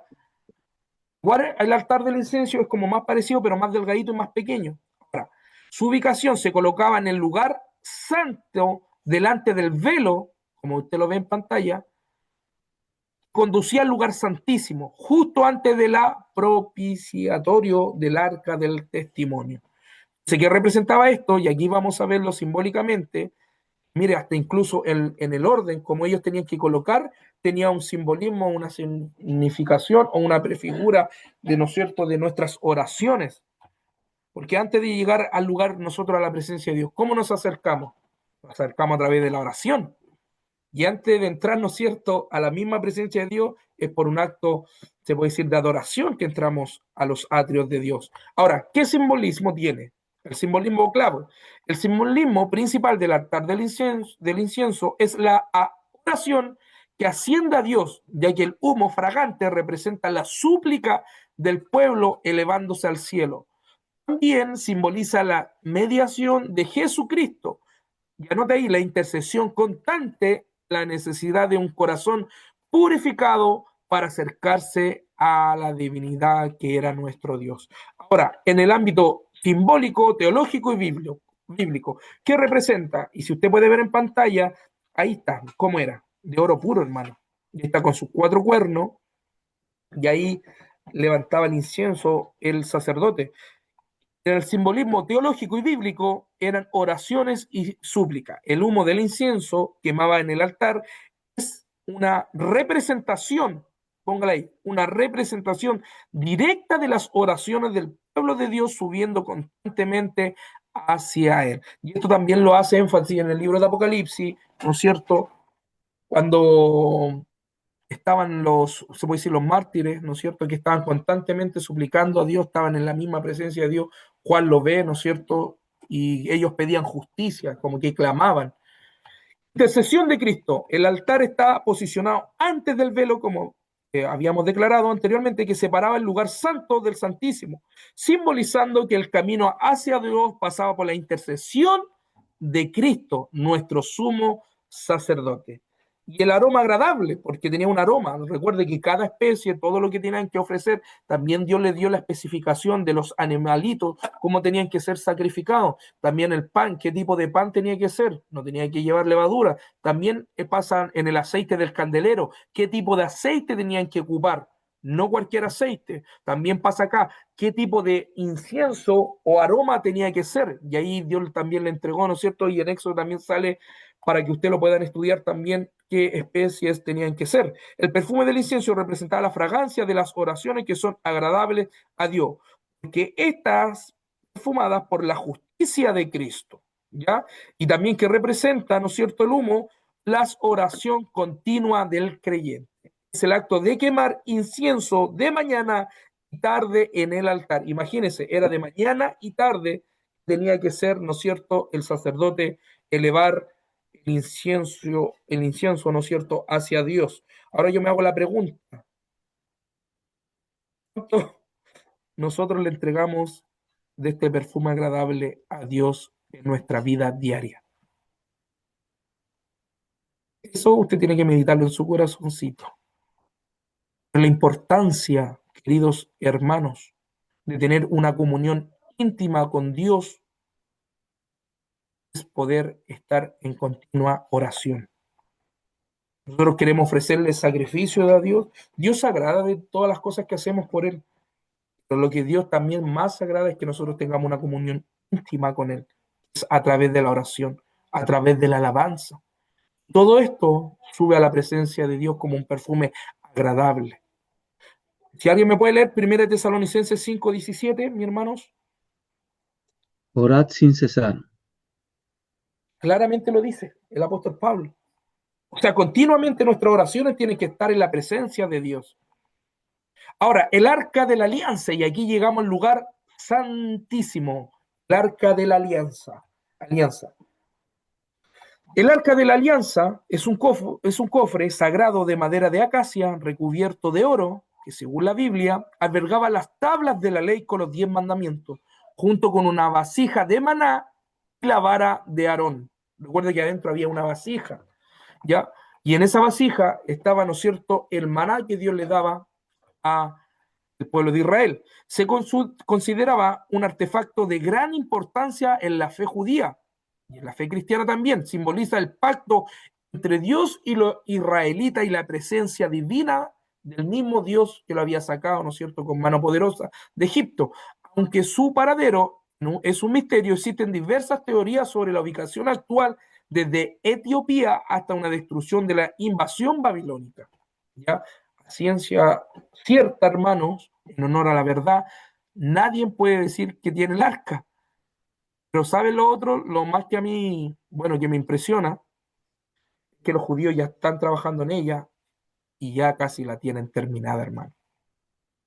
Si usted ve en la foto, hay 2 querubines y asimismo es la imagen. De hecho, esta imagen se proyectó como tipo de maqueta, ¿ya? Estudien, hermano, y vean documentales de la nación de Israel sobre el tercer templo. Usted va a ver que todas estas cosas, los utensilios, ya están preparados, ya están listos. Hermano Patricio, aquí está el arca. Amén. Ahora, Hermano Patricio, ¿sí? ahí está el arca. Sí, lo puede ver en pantalla, ¿verdad? Sí, ahí está el arca. Ya es el arca del pacto. Ya así era y así eran sus dimensiones. Vamos a verla ahora. Estaba hecha de madera de acacia. El cuerpo del arca estaba hecha de este tipo de madera. Se consideraba duradera y resistente. Y estaba forrada, ¿no es cierto?, con oro puro. El arca fue recubierta completamente, tanto por dentro, escuche bien, como por fuera, ¿no es cierto?, con oro puro. Ahora, propiciatorio de oro, que era la parte, la cubierta, la parte de arriba, ¿ya? Era una cubierta de oro puro, se colocaba sobre el arca con 2 querubines de oro martillados en cada extremo. Y ahí puede ver los querubines, ¿no es cierto? Y esos querubines representan la protección, ¿no es cierto?, que Dios le daba a Israel y que Dios estaba ahí. Anillos y varas de oro. Puede ver ahí usted los anillos, que son estas varas, incluso cuando tenía que cambiarse, cuando Dios, recuerden que esto se lo dio en el desierto a Israel, y por ende tenían que estar levantando tiendas, y el tabernáculo también era, se puede decir, tipo móvil. Tenían que ir desmontándolo y después llegar a un lugar específico, y ahí tenían que llegar todos. Y esta parte que está acá, esta maderita, ¿no es cierto?, con anillos de oro, era donde los llevaban los sacerdotes. Recuerde que más adelante vamos a ver cómo esta tenía tanto. Hace poco vi una teoría también que se estaba enseñando que si Dios mismo estaba acá mismo, es como que algunos creen, y esto es para dejarlo bien claro, hermano, no es que Dios esté encerrado acá como la lámpara de Aladino, porque había uno que estaba enseñando, hermano, y me dio un poquito celo, me dio hasta un poquito rabia, hermano, diciendo que que Dios estaba ahí, como acostado allá adentro, y que nadie se podía acercar. Eso es una ignorancia, hermano, eso es una exégesis, hermano, terrible de un porte, de un cañón, de un buque. ¿Cómo se le ocurre decir eso? Que como que Dios iba a estar ahí encerrado como como la lámpara de Aladino, que está el mago ahí y salía y le cumplía el deseo. No, hermano, de hecho hasta lo tuve que retar porque si ya estaba enseñando esas cosas, porque ya no tenía, ya no se podía explicar con palabras, hermano amado. Todos sabemos que esto es una representación, el arca de la alianza, ¿no es cierto? Es algo santo, purificado, pero no es que Dios estuviera ahí, ni el Espíritu Santo está ahí. De hecho, más, el Espíritu Santo estaba en algunos sacerdotes, en algunos hombres en ese tiempo, ¿ya? No es que solamente era el poder, la esencia que tenía ese arca, ¿no es cierto? Se manifestaba el poder de Dios. Y ahí obviamente en su, se puede decir, teofanía, Dios, ¿no es cierto?, hablaba, ¿no es cierto?, en este lugar, no es que estuviera encerrado, hermano, para que también tengamos eso bien en claro, ¿ya? Ahora, simbolismo principal del arca. El arca de la alianza simboliza la presencia de Dios, como lo estaba hablando, entre los israelitas y el pacto entre Dios y su pueblo. Además, en la tradición cristiana, se considera un símbolo de Jesucristo que contenía las tablas, ¿no es cierto? Los mandamientos que se cumplió, ¿no es cierto?, la ley en él, que también representaba la ley de Dios y cumplimiento de esa ley en Cristo. También, ¿qué significa o qué simboliza el arca? La presencia de Dios. Recuerde, simboliza la presencia de Dios, no es que Dios esté ahí. El arca era un recipiente sagrado que representaba la presencia de Dios en medio de su pueblo. Se creía que Dios hablaba desde encima de la tapa del arca, que había como tipo de voz. Y eso era una manifestación. Recuerde que Dios en su, se puede decir, manifestaciones, Dios se puede manifestar, ¿no es cierto?, en la teofanía, no en la cristofanía, en la teofanía, se puede, en el viento, audiblemente se escuchaba en el viento, estaba en el fuego. Recuerden que yo le di esa tarea sobre la teofanía y la cristofanía, y como dos hermanos me la han enviado. En Moisés, ¿no es cierto?, cuando estaba en el monte Sinaí, la teofanía de Dios fue en una zarza ardiente. Elías escuchaba, ¿no es cierto?, los profetas literalmente la voz de Dios, literalmente. Si hacemos un análisis al contexto histórico del acontecimiento y el testimonio cuando Elías estaba arrancando, ahí dio claramente unos detalles bien esenciales, Elías, que detrás del torbellino él pensaba, ¿no es cierto?, o se podía entender de que había una teofanía, quizás en lo literal, que estaba en el torbellino, estaba en el viento, detrás de un terremoto, estaba Dios, pero no, Dios estaba ¿dónde? En un viento apacible. ¿Ya? Y para los que han escuchado la voz de Dios, que por misericordia yo he escuchado la voz del Espíritu Santo y esa linda bendición de escuchar la voz de Dios, de ver que usted, el Espíritu Santo habla con voz suave. Ahora, Dios hablaba, ¿no es cierto?, con voz de estruendo, como de carros de mucha agua, como decía, con una voz de estruendo. Imagínense escuchar la voz literal de Dios. Nosotros tenemos la linda bendición de escuchar, ¿no es cierto?, la voz del Espíritu Santo, una que habla a nuestra mente y a nuestro corazón. Por ejemplo, esto se manifiesta siempre cuando nosotros preparamos un mensaje, un sermón, que Dios como que hay algo que en nuestro corazón, ¿no es cierto?, arde un poquito más por predicar quizá una temática. Y está la otra manifestación, ¿no es cierto?, del Espíritu Santo, que Dios habla también la voz audible, hermano. Entonces, si algunos también no creen eso, hermano, déjeme decirle que también hay algo que no sé, si no lo quiere creer así, hermano, es porque no ha leído la escritura como es. Porque si Dios habla, Dios en su atributo es una persona. Dios, el Espíritu Santo se entristece, ¿no es cierto? Habla, dirige, manda, también establece. Y eso lo podemos ver, lo vamos a ver más adelante en los libros de Hechos, ¿no es cierto? Que hay como el Espíritu Santo obra. También el arca del pacto, ¿no es cierto? El nombre, a la alianza, se refiere al acuerdo entre Dios e Israel. El arca era el objeto que materializaba este pacto, ¿ya? Los 10 mandamientos. El arca contenía las tablas de la ley con los 10 mandamientos que Moisés recibió en el monte Sinai. Eso estaba eso estaba adentro del arca.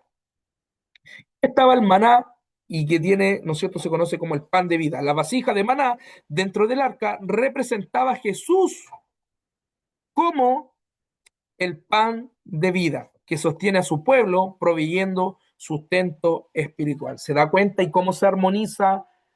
Lo lindo cómo se armoniza esto, hermano. ¿Cómo se armoniza en Jesucristo? O sea, todo era representación, ahora todo era prefiguración en Jesucristo. Amén. Y con esto vamos a irnos a las preguntas. ¿Alguna pregunta, hermano? Espero que se haya entendido, hermano amado. Ya tengo problemas con mis lentes, hermano, así que no me puedo adaptar, de verdad. No me puedo adaptar con los lentes, se me hace muy difícil estar en una pantalla. ¿Alguna pregunta? No, ¿Quedó mi claro? hermano Patricio. Sí, amén. Amén. ¿Quedó claro, mi hermano? ¿Se entendió? De hecho, Amén, hermano. Claro. ya, amén. Esta diapositiva la vamos a dejar en el WhatsApp de grupo. Mire, yo no soy de, hermano, decir, el hermano la va a subir porque algunos sacan provecho de esto, hermano. Yo lo que aquí quiero un pequeño consejito. Yo siempre cuando estudiaba, profesor, yo incluso le dije un día, oiga, le dije yo, hermano Luis Rosa, que ahora él es director también y profesor también, yo le dije, ¿por qué tenemos que anotarlo si usted después no pasa todo esto y todo esto está en el libro? Y él me dijo, y yo lo aprendí, me dijo, mira, ¿sabes qué es lo que pasa? Que nosotros como personas tenemos una autoconfianza que nosotros podemos decir, claro, tengo ahí yo la diapositiva y para mí se me hace más fácil. No, cuando usted escribe, él me dijo así literalmente, cuando usted escribe y anota los puntos, usted tiene más la tendencia de poder absorber lo que se le está enseñando. De hecho, Darío Sala, los que conocen a Darío Sala, ¿no es cierto? Fue un expositor chileno, radicado en Estados Unidos y en Brasil.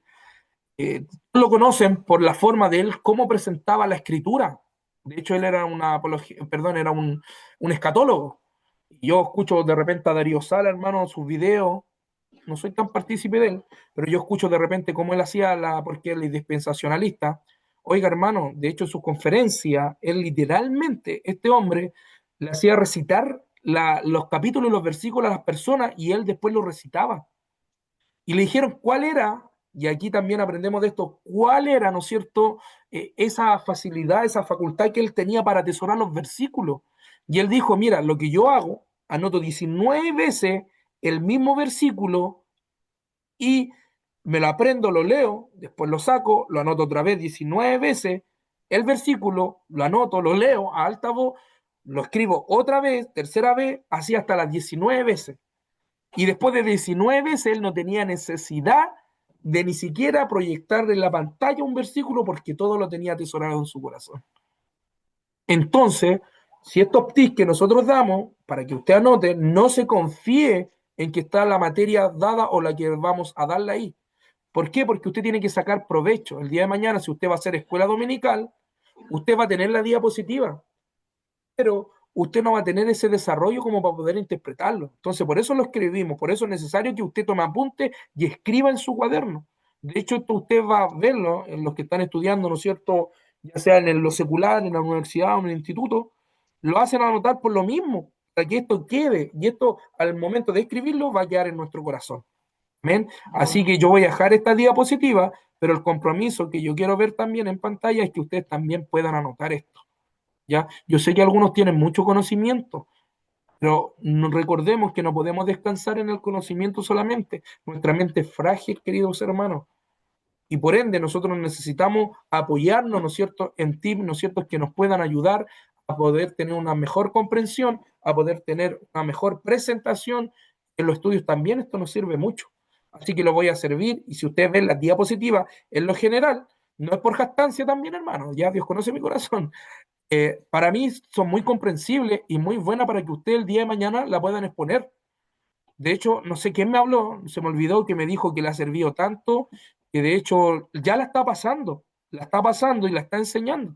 Entonces, imagínense, es una bendición. Ahora, todo esto también tiene un trabajo de por medio, hermano. No es que yo llegue y yo haga estas diapositivas, se puede decir, en 2 minutos, no, hermano. Estas diapositivas igual me demoro un par de horas. ¿Por qué? Porque si usted ve, tengo que buscar imágenes, cosas que se presenten o haga especificación. Por ejemplo, aquí vemos cumplimiento en Jesucristo, ¿no es cierto?, lo que es el sacrificio. Esta imagen yo tuve que buscarla, ponerla, el fondo, la escritura, el tipo de letra, que sea comprensible. Entonces, todo tiene un trabajo. No descanse solamente en el trabajo que le está dando el profesor. No descanse solamente en el trabajo que usted está haciendo su pastor o que está haciendo el predicador adelante. De hecho, a mí me han tocado muchas veces de que hay hermanos que después de predicar piden el bosquejo. Ahora, yo siempre tampoco no comparto esa idea de que se esté divulgando el bosquejo, porque por algo está el expositor arriba de un púlpito y entregando, ¿no es cierto?, las temáticas. ¿Por qué? Porque la gente se relaja mucho, y entonces todo esto tiene un sacrificio de por medio. Y como estamos en un mundo tan adaptado a la tecnología, Yo sé que a usted le va a sacar provecho, pero anote también para que pueda también tener esto guardado en su corazoncito y pueda después entregarlo.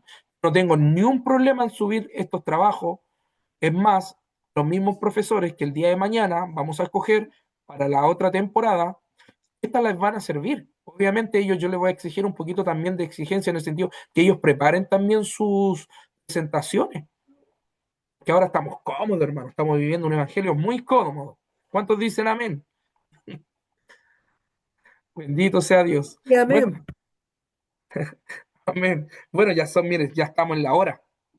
No vamos a pasar, hermanos amados. La otra diapositiva iba a hablar un poquitito, tengo acá, pero igual se los voy a presentar en pantalla, para que ustedes puedan verlo. ¿Alguna pregunta, hermanos? ¿Alguna pregunta? Si quieren preguntar algo sobre lo que expusimos recién, este es el tiempo de que ustedes puedan a hablar. ¿Ya? Y vamos a adelantar un poquito lo que es la introducción para que la nota ahí. Y esto vamos a pasar el día miércoles. Recuerde que la otra lunes tenemos las presentaciones. ¿Ya? Ahí está.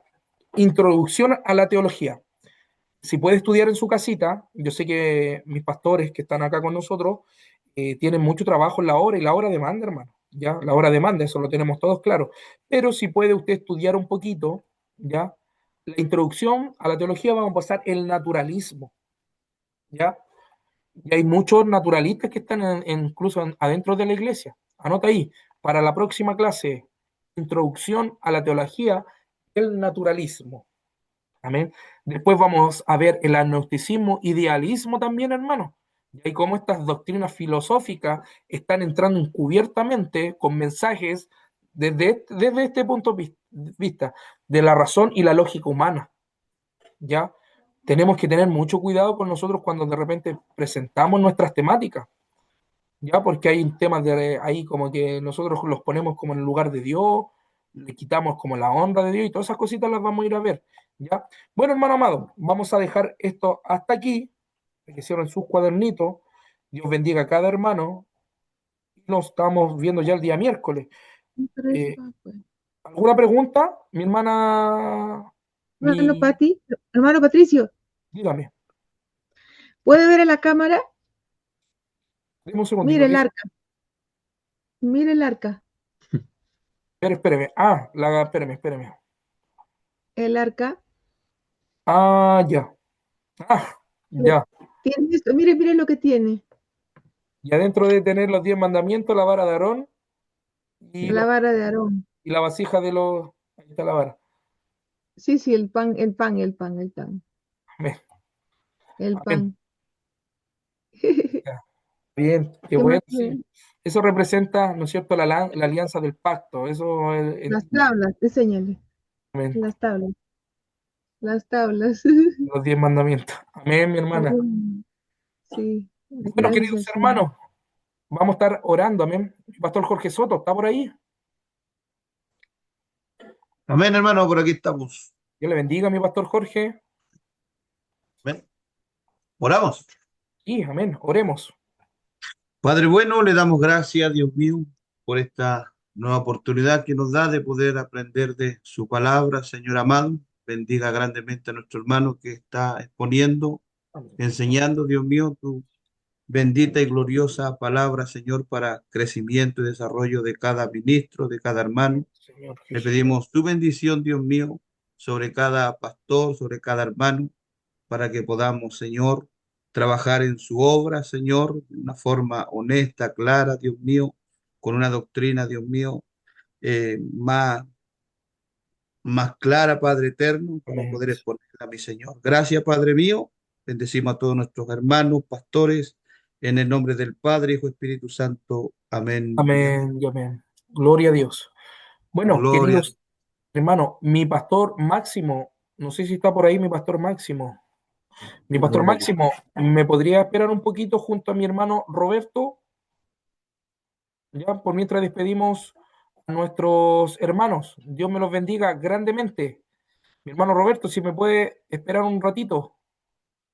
Ya. Dios les bendiga. Despídanse ahí, hermano, nomás. Bendiciones a todos. Los vemos el miércoles.